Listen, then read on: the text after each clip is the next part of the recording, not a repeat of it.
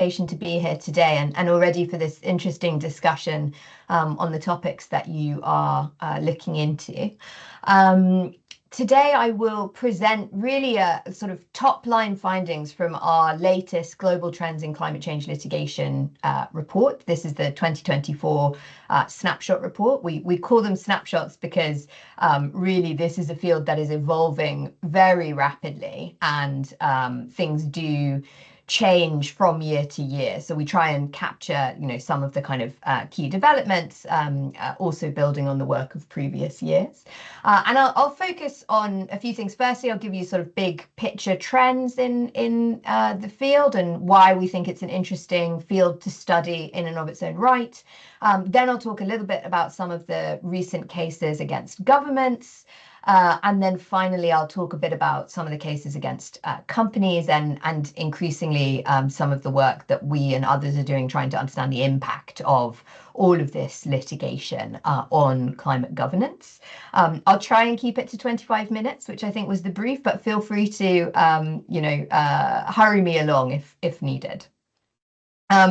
So I've already introduced myself. As I said, I work on climate governance at the Grantham Research Institute. I'm part of a team of around 8 full-time people and lots of visitors and PhD students and research assistants who are trying to understand big picture trends in governance and legal interventions intended to address climate change, and then also working to assess their impacts. And our two kind of flagship policy products, which I'm very involved in, are the Climate Change Laws of the World database, which is a database that contains over 5,000 laws and policies, including sort of submissions to the UNFCCC, like NDCs and so on, for every country in the world, and the Global Trends series that I'll be talking about today. So, climate change litigation is a phenomenon that is generally understood to have started in the US and Australia, but has subsequently spread to more than 50 countries around the world and to quite a large number of influential international courts and tribunals.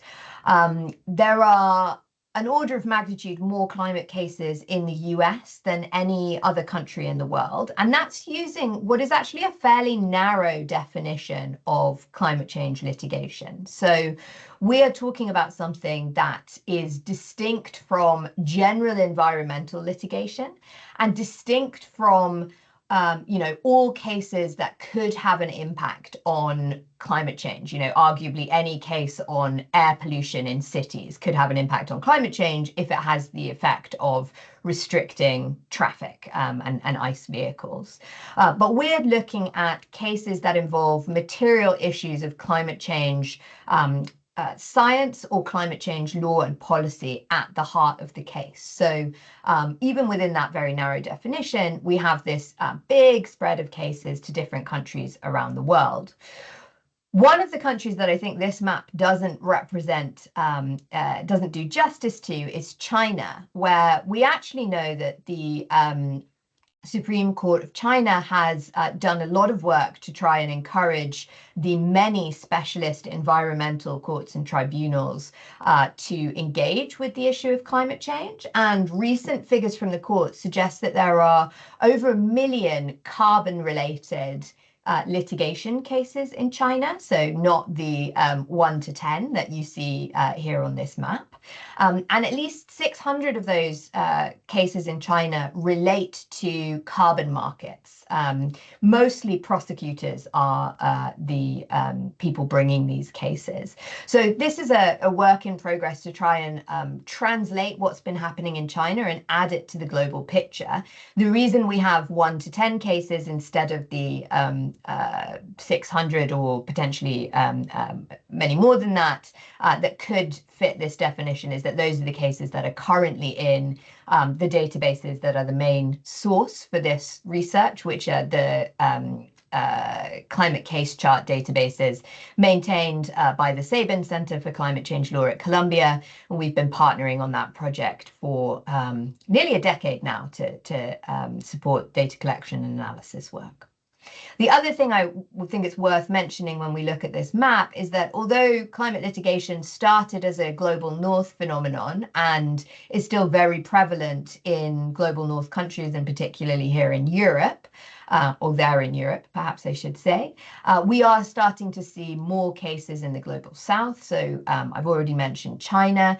The other country where we have lots going on is Brazil. Again, prosecutors are among the people really taking the lead here in prosecuting cases, including some very novel types of case strategies around, trying to recoup damages for illegal deforestation using things like the social cost of carbon. So there is a lot going on globally. One thing that I think is a really important development from the last year or 2 years is that while we've had a lot of research and a lot of literature thinking about how different international courts could be engaged on climate change related issues, that has now actually come to fruition. And we've had 3 international courts and tribunals asked to give advisory opinions on the obligations of states with regard to climate change. So that's the ICJ, the International Tribunal on the Law of the Sea, and the Inter-American Court of Human Rights. We've already seen a decision, an opinion issued by the International Tribunal on the Law of the Sea. And we know that the other 2 will be coming out probably in May and June of next year. The International Tribunal of the Law of the Sea confirmed that climate change attracts many of the provisions of the UN Convention on the Law of the Sea, that greenhouse gas emissions constitute pollution and marine pollution, and that therefore states have obligations to reduce and mitigate that pollution. And interestingly also that states have obligations to restore the marine environment where that has been damaged, which I think is something that could create some really interesting developments in the future. One of the big questions about all of these cases is how are they going to be used? And you have different people taking different opinions on their significance. Some people have said, well, the real significance of these cases will be in the international climate change negotiations. It will be, a boon to some of the small island developing states who might be able to argue that they are, able to take contentious cases against large emitters and use that as part of their negotiating strategy. Others have said this will primarily be useful in the context of domestic cases where some of the principles that are being developed in these advisory opinions or being articulated in these advisory opinions could then be used by domestic litigants. We've seen a lot of that with the Paris Agreement being used in different ways in domestic courts, depending on the context and the approach to incorporating international law in the countries. So I think these could be significant, although how significant is definitely an open question. And then finally, on this sort of point about, the big phenomenon of climate litigation, I wanted to show you this chart showing the increase in case numbers. You can see we see a very steep increase in case numbers until the Paris Agreement, following the Paris Agreement until 2021. And then we seem to see a peak and a decline in 2022 and 2023.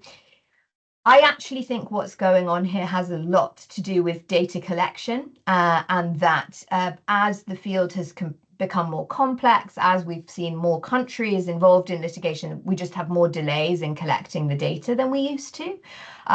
So my feeling and my hunch is that as we collect more data from 2022 and 2023, we'll actually see that rather than declining, the number of new climate cases is probably starting to plateau. And there's a few different potential reasons for that plateau, including kind of the saturation of the ecosystem of people bringing these cases and the possibility of people kind of looking around and waiting to see what will happen in some big cases before they launch their own challenges as well.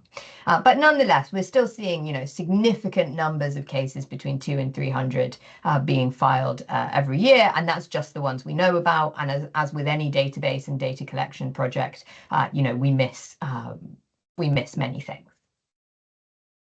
So in this presentation, I'll probably primarily talk about what we call climate-aligned cases. So those are cases that are filed by litigants, often civil society groups or youth groups, seeking more action on climate change from governments and companies.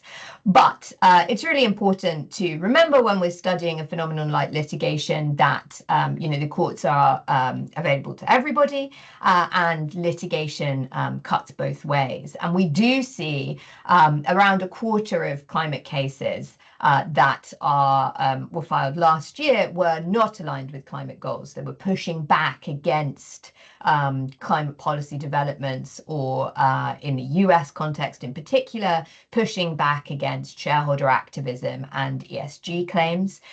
We saw, for example, a case being filed in New York against the New York City pension fund, basically arguing that it was unlawful for the pension fund trustees to have considered ESG goals when deciding on investments. Now, that case has been dismissed, as has the case that Exxon filed against shareholders. You can see the headlines about there.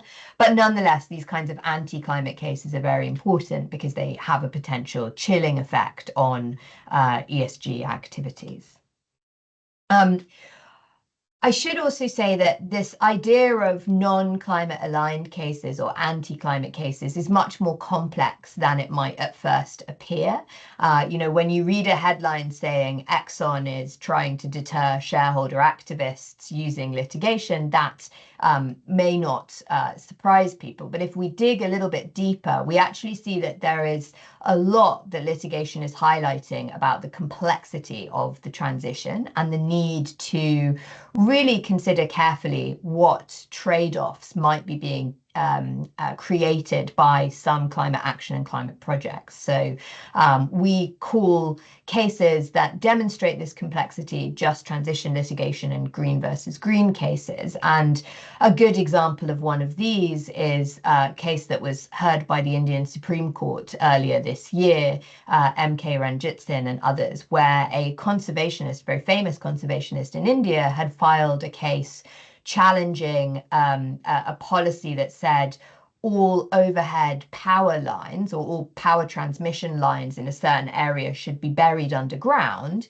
because they were endangering the great Indian bustard, which is a kind of endangered species, a bird. And the court then had to reopen this issue on the basis that injunction to bury all of the power lines was actually really acting as a barrier to the electrification of the area, which was essential for meeting climate goals. And so the court does this quite interesting job of balancing the need for what it calls protection from adverse impacts on human rights due to climate change and the need for environmental and biodiversity protections. There is also, I should highlight, if you're interested in this issue, a recent, in the most recent issue of Nature Sustainability, a paper co-authored by many of my colleagues looking at this phenomenon of just transition litigation in more detail. So on to the kind of cases that I said I would primarily talk about, the ones that are pushing for more action from governments and corporations.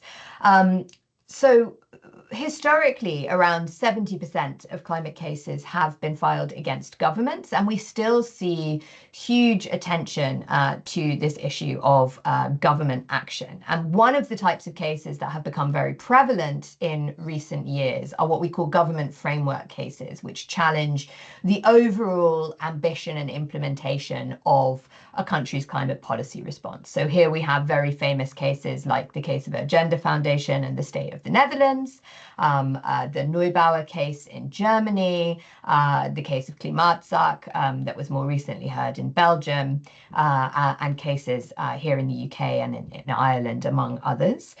This is predominantly a European phenomenon, although there are more than 100 of these cases filed around the world. About 50% of them or more have been filed in Europe. And we do see cases elsewhere in the global south, in North America against cities and states, but definitely a very European phenomenon. And as I've said, they can challenge the ambition of countries' climate change policy responses. So that's often the absence of ambition, the inadequacy of targets, things to do with the design of the overall targets and so on. Or they can challenge the implementation of government's ambition. And this is going to become, I think, an increasingly important type of case going forwards. This was the type of case that we saw here in the UK, where a group of NGOs, you can see these four guys pictured outside the Royal Courts of Justice here, sued the government because there wasn't enough transparency in how the government's emissions reduction plan, the so-called net zero strategy, was going to actually enable the government to achieve the emissions reductions required by our system of carbon budgets under our Climate Change Act. And they were successful in that. And they've actually also been successful in a follow-up challenge. And these are, I think, very technical kinds of cases, but likely to continue to grow. We also this year saw a major development, which was the European Court of Human Rights ruling for the first time on climate cases. It heard 3 cases, but the one that everybody's talking about is the one that was successful, which is the Klimaseniorinnen, or the Swiss senior women, against Switzerland. And this confirmed what other human rights courts and tribunals have stated previously, that states are obliged to protect their citizens from climate change. And it did something quite important, which was it set out a series of minimum standards that states need to adhere to in order to do that. So they should have a target with a timeline to achieve net zero emissions reductions by 2050 or 2060. They should have intermediate emissions reduction targets that show how they're going to get there, not just an endpoint. They should be able to demonstrate ongoing efforts at compliance with those targets. The targets need to be updated based on best available science, and there also needs to be evidence of urgency.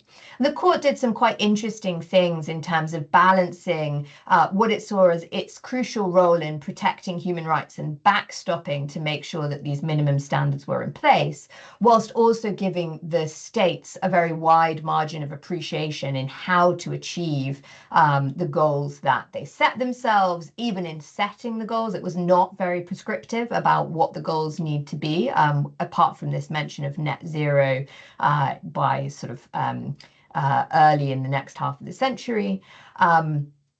And it gave kind of a great deal of flexibility. The other thing that was quite interesting about the case, and which will be discussed in a lot of detail, was the way in which they approached the issue of standing, because the case was brought by both an association and a group of individuals. And the court found that the individuals couldn't demonstrate sufficient impairment to their rights individually for them to have victim status.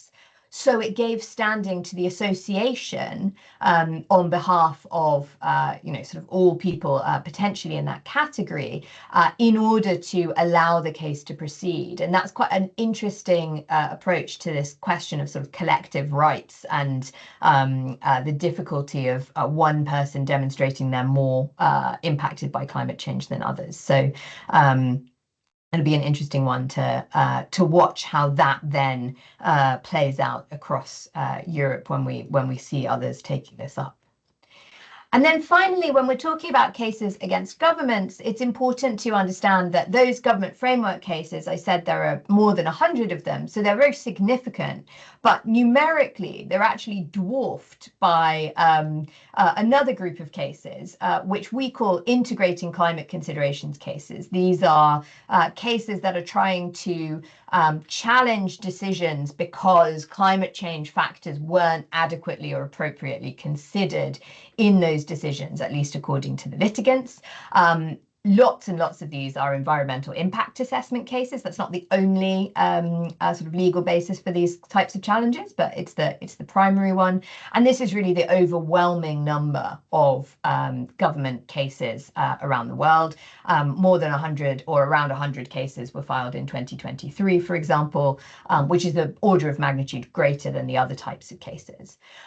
One good example that we had recently here in the UK is Finch and Surrey County Council, which was challenging a local council's grant of consent for a new oil well at an existing oil field site. And basically the argument was that they had assessed the scope 1 and 2 emissions from extracting the oil and gas, but they hadn't considered scope 3 downstream emissions. And this went all the way to our Supreme Court to determine whether the downstream emissions were an indirect impact of the project that needed to be considered for the purposes of UK law, and that UK law is derived from broader European law, the European Environmental Impact Directive. And the Supreme Court held that it was a logical consequence of that these scope 3 emissions were logical consequences of extracting the oil. They dismissed arguments that if the oil wasn't extracted in Surrey, it would just be extracted somewhere else. And they held that this needed to be considered as part of the environmental impact assessment. And that's had a knock-on effect here in the UK, with lots of other projects that had been challenged, also having successful challenges against them. We're yet to see whether that ultimately means those projects don't go ahead, though. So we're in a bit of a watch this space area. I've said that 70% of cases are against governments, but one of the interesting things in recent years is that we're starting to see more and more climate cases against companies. And these are also becoming much more diverse. So you can see in this chart, we've just tracked what we think of as strategic corporate climate cases, and you can see from less than 10 in 2015 we go to nearly 60 in 2023. It's also, I think, important to consider that in the early days, almost all these climate cases were being filed against a small group of companies involved in oil and gas extraction primarily, although there was also a case involving car manufacturers in the States. But as the field has grown and diversified, we see all of these different sectors that are listed here being involved, and a particular focus on cases involving financial institutions. So what do these corporate cases look like? Well, the sort of big headline grabbing category of these cases are cases that we call polluter pays cases and corporate framework cases. And these have been filed often against the carbon majors, so big oil and gas companies and cement companies, but also increasingly against companies in other areas as well. In New Zealand, there's a case, Smith and Fonterra, that's been filed against New Zealand's biggest emitters, which include a dairy processing company, for example. And these cases are essentially arguing that these companies, which are big global emitters, have legal obligations either to pay for the damage that has been caused by their emissions, or to actively reduce their greenhouse gas emissions to align with the Paris Agreement. And in some cases, those arguments are now being added together. So in the first category, the damages cases, there are more than 30, around 40 cases that have been filed, many of them by subnational governments in the US, also tribal governments, challenging the carbon majors to pay for damage sustained or likely to be sustained as a result of climate change. And those rely very heavily on climate change attribution science. They have been, in the States at least, in procedural limbo for many years, with debates about whether they can be heard in state or federal court, and those are ongoing. But we have actually seen some progress with some state courts at least ruling that some of these cases, at least 5 of them, can proceed to trial. So we might start to get into the discovery phase if the US Supreme Court doesn't intervene at this point, which has been asked to do. Here in Europe, the focus has maybe been more on the forwards-looking cases that are asking about reducing emissions in line with the Paris Agreement. And the most famous of these cases is Milieu de Foncy and Shell, the appeal of which was just heard a couple of weeks ago. And interestingly, this was a case where at the trial court, the arguments by the claimants, was an NGO and a group of citizens, were very successful, and the court ordered Shell to reduce its scope 1, 2, and 3 emissions by 45% on 2019 levels by 2030. Now, at the Court of Appeals, one of the big questions was, well, why 45% by 2030? That was a global emissions reduction goal that was derived from climate science, from integrated assessment models, and it had been applied without any kind of intervening analysis to a single company. And the Court of Appeals in the Netherlands objected very much to this idea of applying a global goal directly to one company without taking into account any difference between different sectors, different countries, different approaches. And it then found that it couldn't find enough scientific evidence to show what the sectoral obligations of an oil and gas company like Shell should be. So it vacated that part of the original order. It did, however, confirm that Shell and other companies like it do have an obligation to reduce emissions. So it's left something of a vacuum in terms of what that obligation actually consists of. And I think we're going to see a lot of questions following that playing out in other cases around Europe. We have more than 20 of these kinds of cases around Europe. I'm going to go a bit quickly because I think I'm pushing my time limit. But I wanted to point out that although I've said those cases I was just talking about are among the most important climate cases, there actually aren't that many of them. There are only around 40 or so of these kinds of cases around the world. Actually, the main driver of the growth in corporate climate litigation that I just mentioned is what we call climate washing litigation or greenwashing litigation, where we have nearly 150 cases that have now been filed, around 50 of them in 2023 alone. We know that there are more cases than we're capturing in this area as well, because they keep being filed very rapidly. You know, these cases are of different types. We have cases, you know, challenging advertising campaigns that are claiming climate neutrality. We have cases that are starting to engage different actors who are allegedly involved in disseminating misleading communication. So we had a case against the Financial Times filed here in the UK. We have a lot of cases concerning claims around sustainable investment, and the financial sector as a whole is a big target of litigation. So a lot of these cases have been filed either by regulators who are concerned that there are misleading statements being made when funds are being marketed as sustainable, or sometimes by NGOs and others. So Client Earth, for example, have just asked the French regulator to investigate BlackRock because they say most of their sustainable bond funds are actually linked to oil and gas emissions. And then we have a very small but interesting group of cases that are using climate washing style arguments to make claims around human rights violations in the global south. There are not very many of these, but potentially that's an area to watch.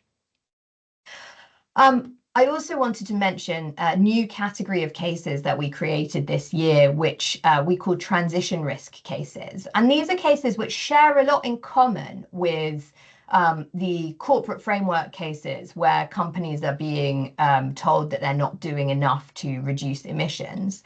But unlike those cases, which are generally filed by NGOs or individuals who are concerned about overall climate harm, these transition risk cases are being filed by shareholders or others with a direct interest in the company, and they are concerned with the way in which transition risks are being managed and the transition in general is being managed and the potential threats that that has to the company and the company's long-term profitability. So there's quite an interesting, there aren't very many of these cases, but I think that's an area where we could see litigation really growing. And then finally, I've been talking a lot about cases that are focused on climate mitigation and greenhouse gas emissions reduction. But we do see climate change cases that are also looking at questions relating to adaptation. And I think in the future, we might start to see more of these cases being filed against companies as well, looking at, whether or not corporate actors have done enough to ensure that their facilities, their plant is actually resistant to predictable climate impacts. And if not, we might see post-disaster cases really starting to mount up against companies that weren't seen to have done enough to deal with physical climate risks. I think one interesting phenomenon in the adaptation cases is that they haven't been as successful in some ways as the mitigation cases against governments. And we just had a challenge here in the UK where two individuals, both of whom had disabilities, challenged our national adaptation plan on the basis that it breached human rights and various other factors, and it was inadequate. And the court dismissed that challenge partly on the basis that, unlike in the field of mitigation, the court said this, you can see this direct quote, there isn't a really clear binding quantified standard on adaptation. So it makes it much harder for the court to decide how to intervene and where the margin of appreciation for states should be. So I think that could be something we continue to see. Before I end, I wanted to briefly touch on what is the outcome and impact of all of this. So a few years ago, the latest IPCC report included a section on climate litigation for the first time, and they found that climate litigation can affect the outcome and ambition of climate change governance. And we have been doing work to try and understand that using two different really dimensions of the issue. So firstly, we can try and understand the direct judicial outcomes of cases. Are climate aligned strategic cases achieving wins in the courtroom? And we find that this really varies depending on the kind of case that you have. So more than half of the climate washing cases that have actually reached a decision already, and of these, more than 70% of them have been successful before the courts. But if we look at, say, government framework cases, arguably a much more impactful type of case, we see that actually 2/3 of those cases have been dismissed. It's just that where they have been successful, that has had really significant impacts on different actors. However, looking at direct outcomes is just one of the issues we need to think about when we're thinking about climate litigation, and particularly strategic litigation, because a lot of these cases are actually aiming at increasing media attention, changing the public debate, getting the people that have filed the cases a seat at the table in discussions with government that they would otherwise be denied. And we do see lots of indirect impacts beyond the courtroom. So we've seen climate litigation interacting with legislative reforms, both in terms of those government framework cases leading to reforms of overall climate policy responses, others, but also we've started to see legislation around how we can use attribution science to hold companies responsible for paying for damages associated with climate change. Those have been approved at the subnational level in the US by states like Vermont and others, and there's also one going through the Philippines legislature at the moment. And we also see a lot of focus at the moment on climate cases as amplifiers of financial risk. So lots of financial regulators and others like the Network for Greening the Financial System, the European Central Bank, and so on, are looking at how does this interact with other types of climate-related financial risk. So thank you. I hope I didn't go too long there. And I'm looking forward to any of your questions and comments about that.